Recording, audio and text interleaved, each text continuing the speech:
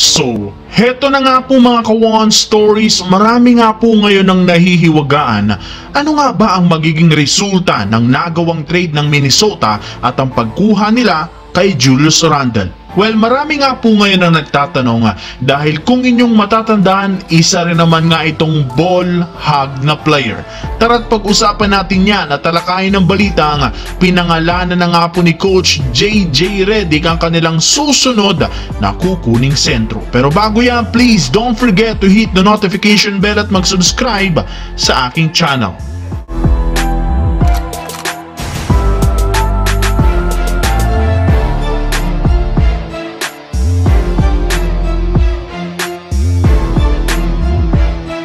Sa unang pagkakataon simula 2004, nagkaroon nga po ang Minnesota Timberwolves last season ang kanilang pinakamagandang run sa pag-angat nila sa Western Conference standings, pag-dethrone sa Denver Nuggets at higit sa lahat at pag-abot nila sa West Finals. Siyempre, sa pagpasok nga po ng bagong season, malaki ang expectation na makukuha nila ang kampyonato. Maging si Anthony Edwards nagsabi na patikim lamang nila ang ginawa last season at makikita nga ninyo next year ang kanilang tunay na lakas. Ngunit sa hindi inaasahan, sa isang iglap, sinira ito ng front office ng Timberwolves matapos nilang i-trade si Karl Anthony Towns para kapalit ni Julius Randle at Donte DiVincenzo upang sa ganon makatipid sa bayarin. Kaya dahil dito, imbes na lumakas ang kanilang team, nagkaroon pa nga sila ngayon ng malaking problema lalo kay Julius Randle. Sa katunayan, hindi nga nila alam kung paano nila babaguhin ang estilo ng laro nito. Kung inyong matatandaan, may pagka-ball hog nga talaga si Randle noong nasa Knicks pa ito, kung saan kailangan nga po niyang hawakan ng matagal ang bola upang makapagtala siya ng puntos, which is posible na hindi niya magawa sa Minnesota Timberwolves.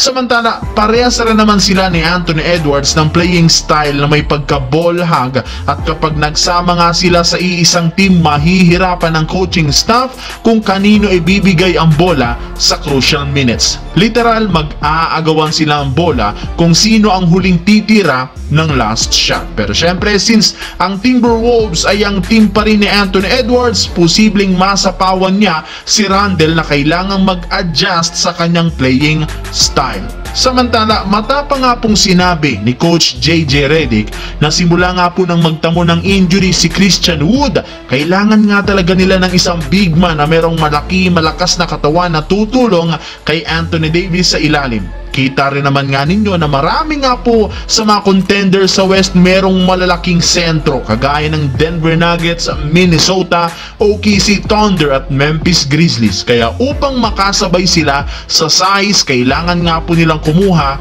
ng big man. Ito na rin naman ang mismong dahilan bakit nila pinapirma ng two-way contract si Christian Coloco. Pero kung akala nyo tapos na ang Lakers sa pagkuha ng big man, dyan nga kayo nagkakamali dahil base nga sa ibinulgar ni Coach JJ Redick, nananatiling priority ng kanilang team ang matagal ng target na si Jonas Valanciunas. Sa katunayan, willing rin naman silang gamitin dito ang kanilang future draft pick upang makuha ito mula sa Washington Wizards.